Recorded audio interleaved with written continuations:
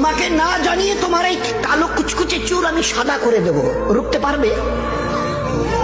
তোমার এই চোখের লাল চাহনি আমি ঝাপসা করে দেব, ঠেকাতে পারবে? তোমার এই লোহার মতো মজবুত দাঁত 32টা 16 একটা একটা করে ট্রান্সফার করিয়ে দেবো, তোমার কাছে কোনো পারমিশন নেব না, ধরে রাখতে পারবে? এইভাবে আস্তিন গোটানো, মাসেল ফোলানো, ধরে রাখতে পারবে তো? এরকম করবে না তো?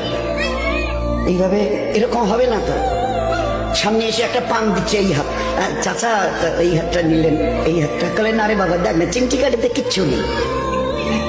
আসমান থেকে আওয়াজ দিচ্ছে, ও হাত তোমার কথা শুনে আমার, এ হাত তোমার কথা শুনে আমার, আমি এর পাওয়ার এক্সিস করে নিয়েছি। এই দুটো পা যদি হনন হনন করে হেঁটে চলো, খালি একটা পায়ের যদি সামান্য একটু প্যারালাইসিস করে দিই না, তো জীবনভর করে হাঁটতে হবে। বেডরুম থেকে নিয়ে বাথরুম একদম লাগালাগি, অ্যাটাচড, আমরা বলি না অ্যাটাচড। তুই বেডরুম থেকে নেমে বাথরুম কত 4-5 হাত, বেডরুমের দেয়াল আর এটাই হচ্ছে বাথরুমের দেয়াল, মাঝখানে একটা দরজা, এখান থেকে উঠে ওই ওই ঘরের রুমটাতে পারবে? আছে পাওয়ার? কিসের দেমাগ তোমার?